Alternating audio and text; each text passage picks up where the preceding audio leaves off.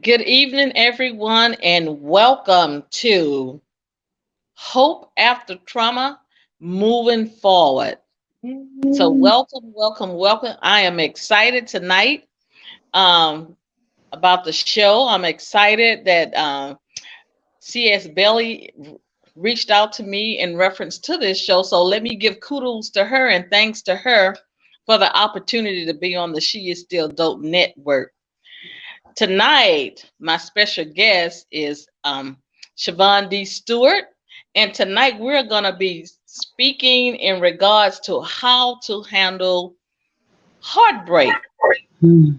So before we get started tonight, let me tell you a little bit about my special guest tonight. Well, first, she's my BFF.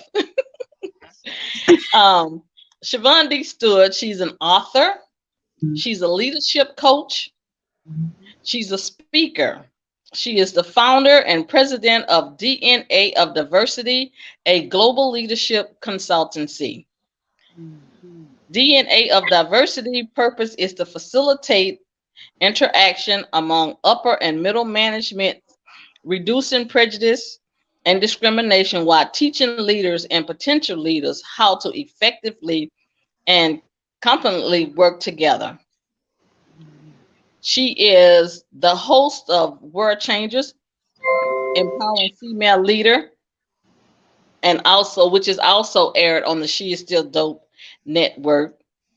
And then she's a self-published author of 5 books, three which is a part of her a children's series. In addition to her being an entrepreneur, she serves in ministry, outreach, mission. She's a teacher and she's an intercessor. So let's welcome her to tonight to moving forward.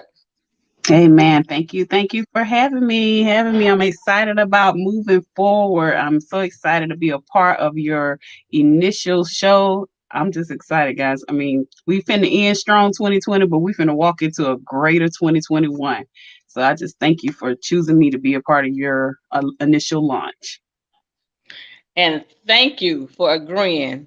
Because look, guys, she's on vacation, so I had to pull out of vacation to come here and help her sister out tonight. But anyway, like I said earlier, tonight we're going to be dealing with the subject of how to deal with heartbreak. And the scripture that we're standing on tonight is Psalms 34 and 18. And it reads, "The Lord is near those who have a broken heart and save such as have a contrite spirit." So God laid on me to deal with heartbreak because I know there are a lot of women out here that's dealing with it or have dealt with it. Some of us, you know, have dealt with it and moved on in a positive way. But then we have some sisters out here who have gotten stuck. So the purpose of this show in general is to help you to move forward, whether you live on purpose and have a good life, even though you may have, experienced some type of trauma. Mhm. So, Chavonne, when I called you and I gave you the scripture, what is the first thing that fell on you when I said we're going to talk about heartbreak? Because like I said, I know a lot of us has, if you've been in some type of relationship, you've had some type of heartbreak.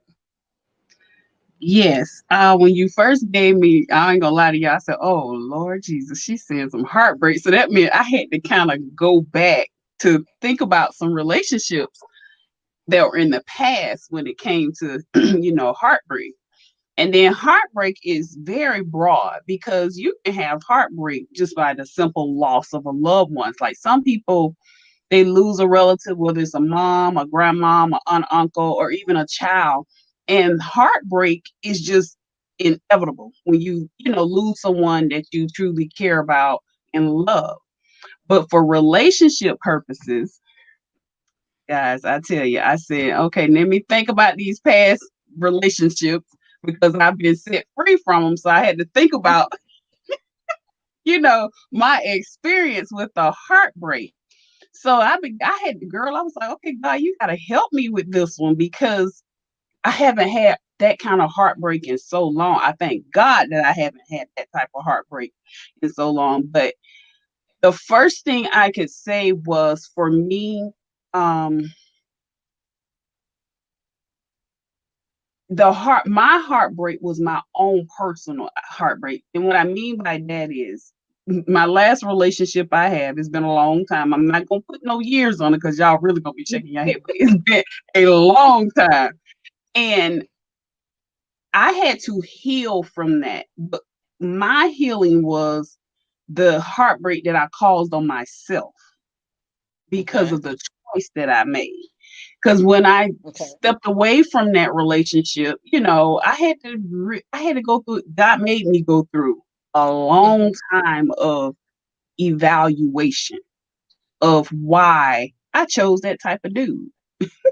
Okay. Now he Yeah. wasn't a bad person, but the Hmm. relationship was not the right type of relationship. So the heartbreak was my own that I brought on myself because I wanted to make this person be something that they could never be for me. Okay. So I Okay. lived that whole time. And when I say it was a long relationship, it was an 8-year relationship. And Mm. I had to deal with that. And when I say I had to deal with that, I had to shed off a whole lot of misconceptions that I had about what I thought a relationship should be like. Because I Okay. settled in that relationship. So the heartbreak for me was knowing that I had made that wrong choice and knowing that I had spent and dedicated so much time with this one individual and Hmm. realizing that, I didn't value myself enough. So I can't blame my heartbreak on that person 100%. I have to Okay. take, I had to take an account to I contributed to my heartbreak. So it wasn't like I could point the fingers. Remember, we was in counseling that blame game. I couldn't blame because Hmm. I was an adult. I was Okay. making decisions. And so it was a heartbreak. To me, it was the hardest to get over because it made me have to look at me. Okay. And so Okay. that's So what I was struggling with. Yeah. okay. Okay. So like when you were going through your heartbreak, did Mhm. any of these questions come to you? Okay. Like, will you ever recover? Mm. Did you ever think how long was it gonna take you in order to get past the hurt? Mhm. Um, did you ever think like, will I ever be able to breathe again? You know, Or yeah, mhm, it was hard because I was it was like I was dependent on something that wasn't dependable. I know it sounds okay, crazy because you know how we as women, I know you say it all the time, we give a lot. We give our all. We are just right, doers, we care. mhm, And so I was so dependent because at that time I didn't have a lot of friends around me. So okay, and I took on the mindset because I had been hurt by people. I'm gonna be solo. okay, I don't okay, need a whole lot of people around me. But I did because when I had to break away, I'll never forget. He told me, this is before we finally officially broke up.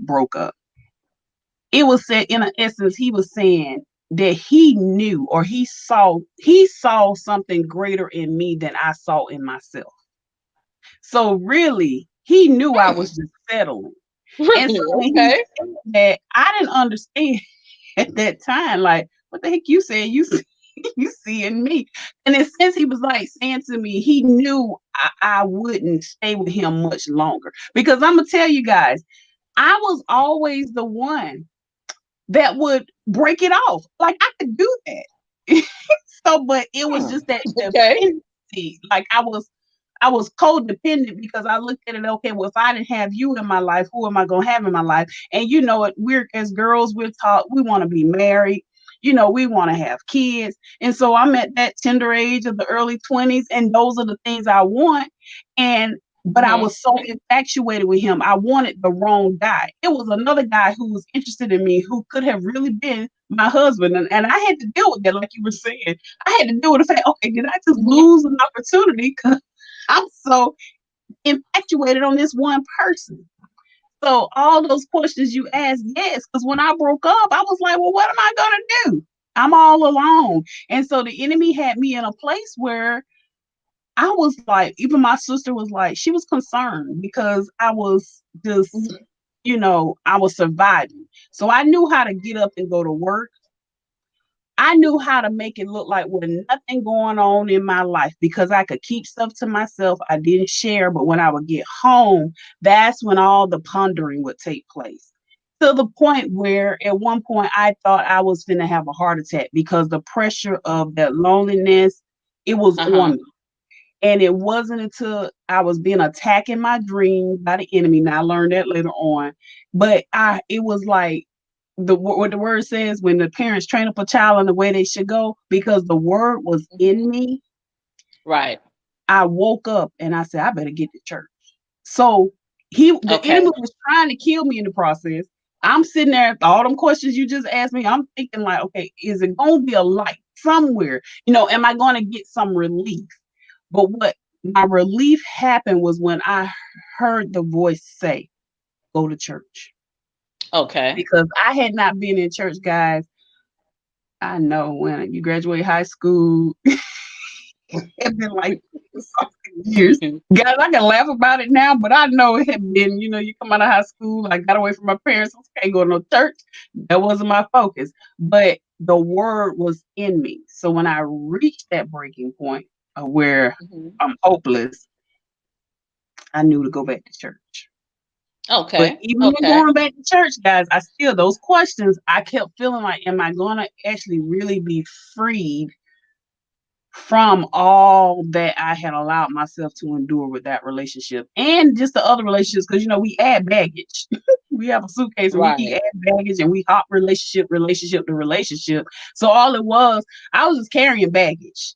I mean, the load was heavy, but I'm still trying to Okay. carry. But it was a point of going back to church that I began to see that light at the end of the tunnel. That Okay. was All right. time. Yeah. Okay. So I wanted to reach out to the ladies that are listening or the people that are gonna come that's gonna see this broadcast. If you have asked yourself any of those questions that I just asked her, guess what? You're in the right place tonight Mhm. because we're going to help you with Yes. those questions. Will you recover? Yes, you will. Yeah. How Needed. long it takes? It depends on you Yeah. and how willing you are to work on yourself. Yeah. Will you breathe again? Yes, you will. So I want everybody right now to just take a deep breath and let it out because once you do Mm. that, you have relief. So, which means, yes, you will breathe again.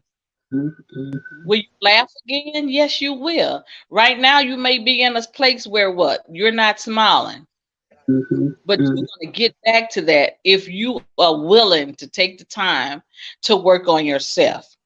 mhm, As I was studying for this, and I was reading about the story in the Bible about Tamar. Like we know the story of her, like she was raped by her brother, and back in the day, um, they looked on women where you needed to be pure.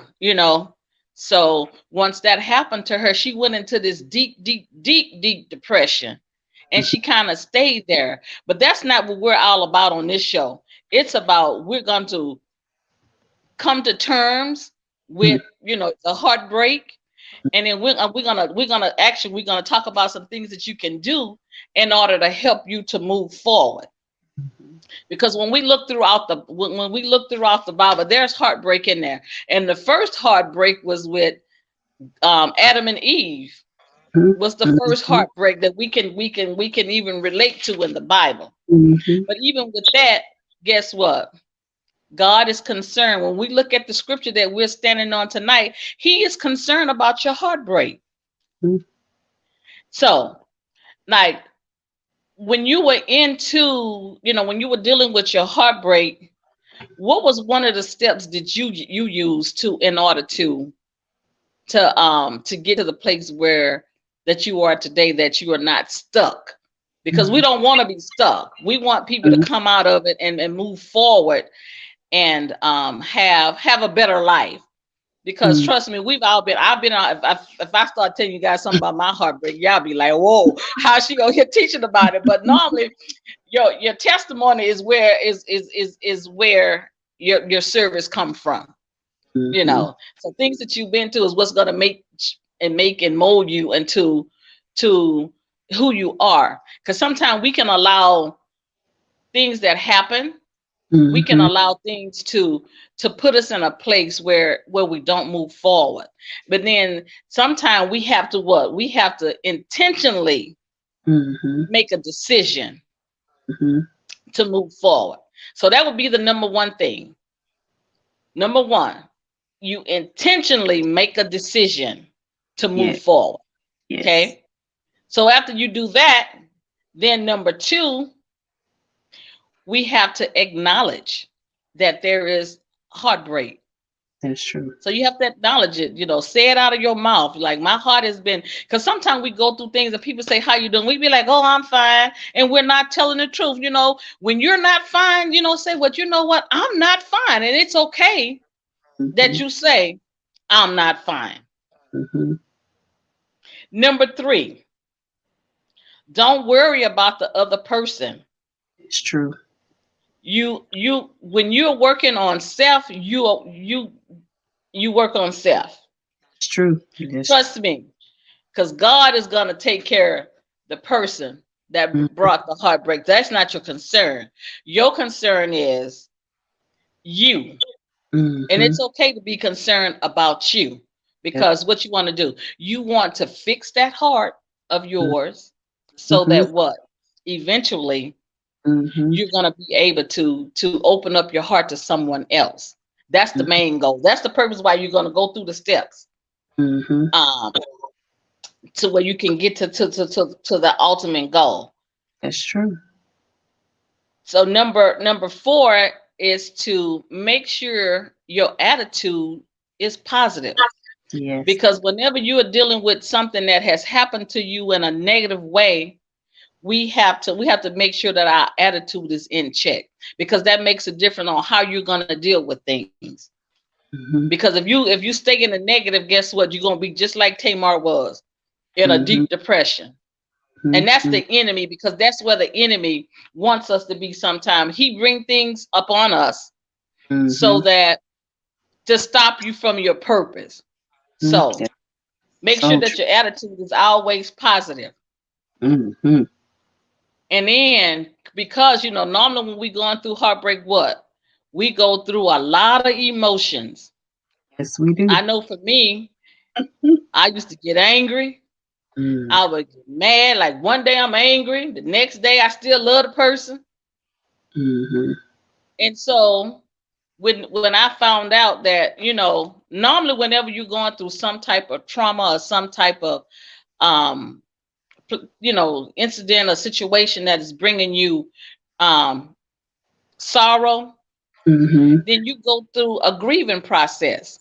So once you learn that that it is okay that I'm mad today, because it's an emotion that you have to deal with, and the next day, oh, I love him. So long as you know that those emotions are the emotions that you should be dealing with, then it makes it a little easier. So if you're mad today, you be like, you know what? Yeah, I'm mad. You call whoever you're talking to, you call your BFF or whoever you may be talking to. And, and always surround yourself with someone that is not going to allow you to just stay down. Because some of my mentors used to tell me, okay, now you in that state where you having your pity party. So have your pity party and we're going to move forward. Okay. And so number 5 is feel free not to keep in touch. with that person. Look, Amen to tonight that one. I give you permission. If that person is calling you, don't answer. It She is tell okay. she's telling the truth, guys. I It had is that down on okay my that you list. got to deal Yes, with them. yes, Okay? Yeah. Tell them goodbye. yes, yes, yes, yes. And how do you do that? Don't answer because guess what? You're working on self. When Yeah, you're working on self, you don't want no stimuli from the outside, yeah. you know. And watch your friends who you buy because you don't want your friends come to tell you nothing about him either. Oh, I saw him and Mm-hmm. I saw her because sometimes women Mm-hmm. cause heartbreak too. It ain't always men. Yes, that's true too. Mm-hmm. Number 9, once again, try self-care because you're working on self. Mm-hmm. Number 10, seek help from a therapist. If you need help, if you need to go somewhere and sit on the couch and talk, it is okay because some of us think that that is taboo. No, Mm-hmm. if you sitting on the couch gonna help you from doing something crazy, then it is okay. It's Mm-hmm. okay. You know, there are lay counselors that we have lay counselors out here. Normally you find them in your church, and then we have licensed counselors. Mm-hmm. So it's okay to go sit on the couch. I used to go sit on the couch. Trust me. And sometimes the counselor would say something and a light bulb would just go off in my head. Like, oh, okay. So like then when they told me, oh, it's okay that you have those emotions. So I'm like, okay, so I'm not crazy. You know what I mean? Because Mm-hmm. sometimes you be going through emotions and things, and then you think something's wrong with you. No. So it's okay to go sit yourself on the couch. As a matter of fact, I give you permission to go sit Mm-hmm. on the couch. Mm-hmm. And then number 11, open up yourself again to be able to love. Now, with saying all of that, this it's a process. It's So true. keep that in mind. You ain't gonna get through all these steps quickly. Not You at have to all. know that it's a process. Mm-hmm. So with all those 11 steps I just gave, Miss Chavonne, any one of them really stuck out to you as when you were going through, your Um, heartbreak?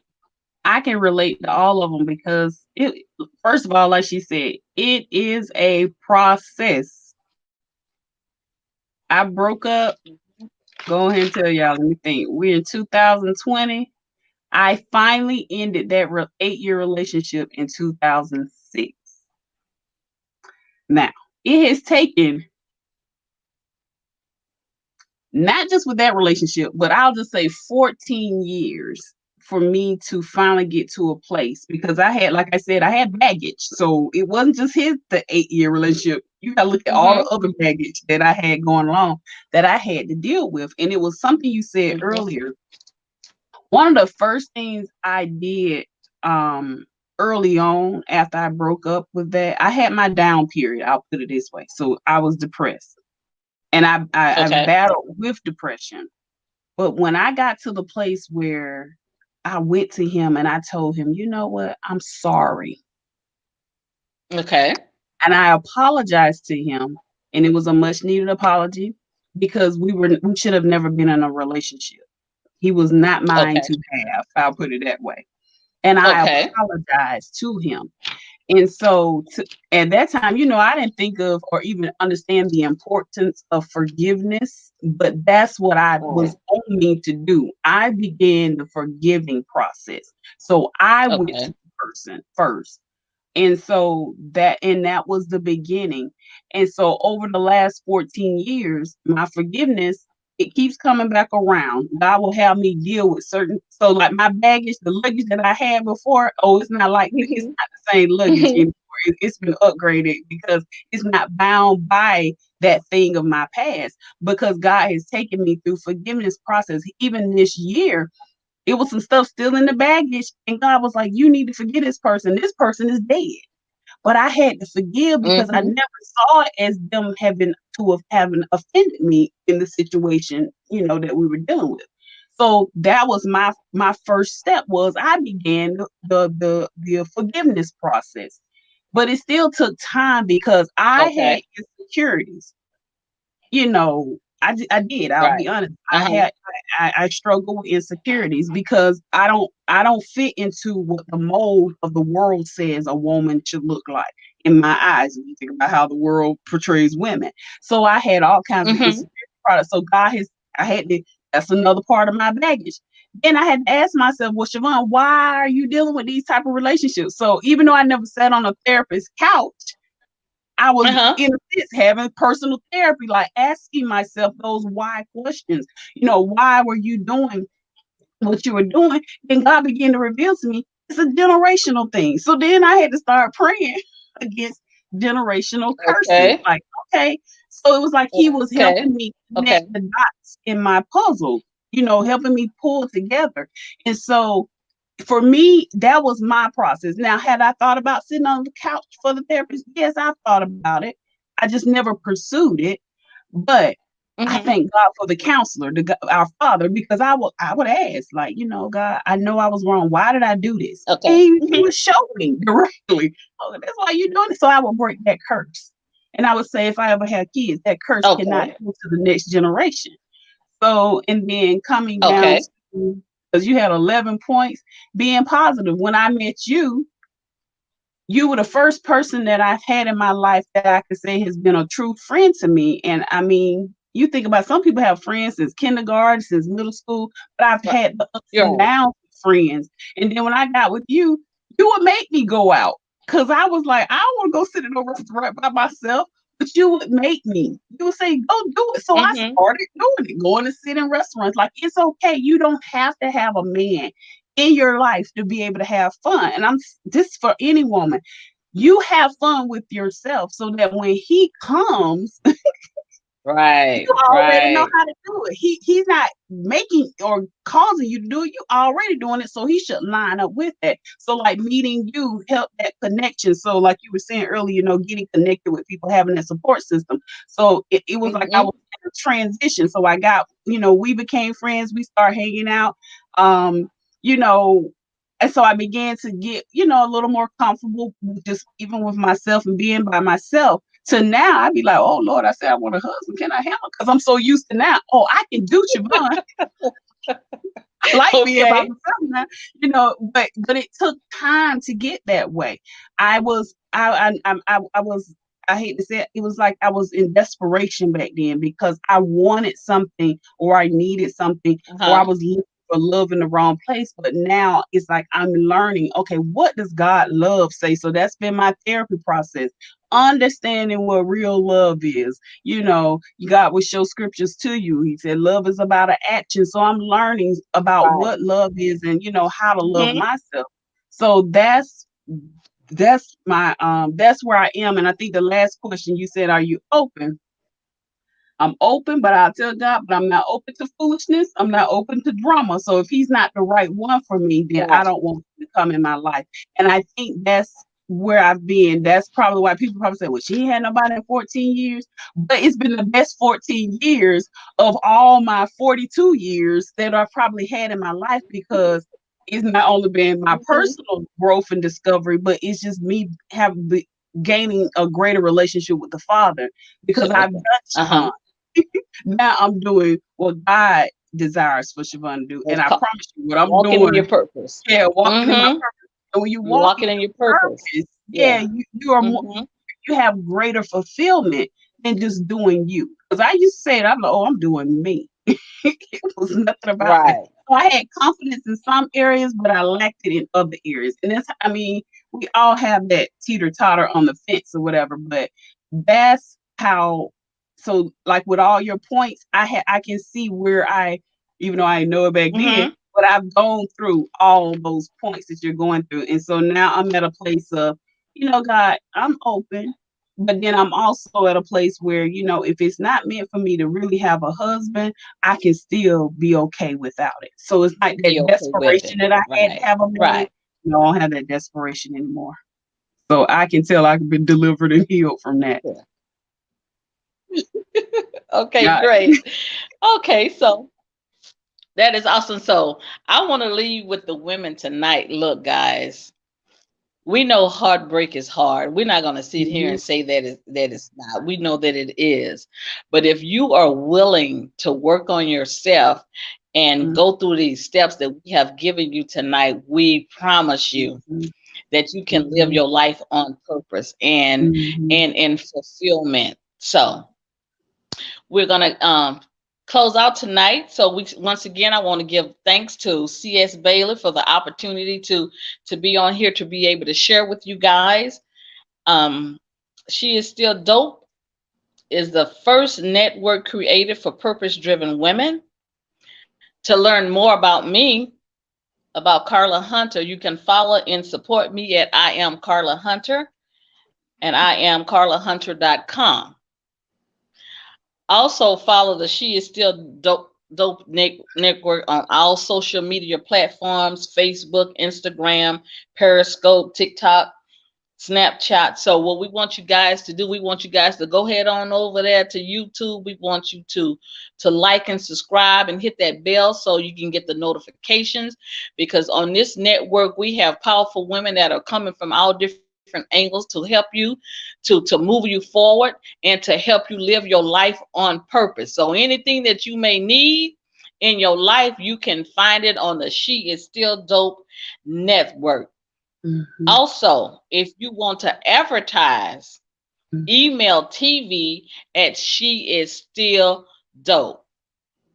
So once again, this is hope after drama moving forward. This is real people with real talk. And guess what, guys?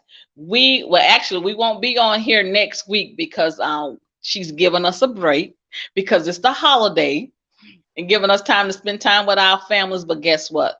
We will be back on here on the 30th of December, bringing you another word to help you to move forward and live in freedom.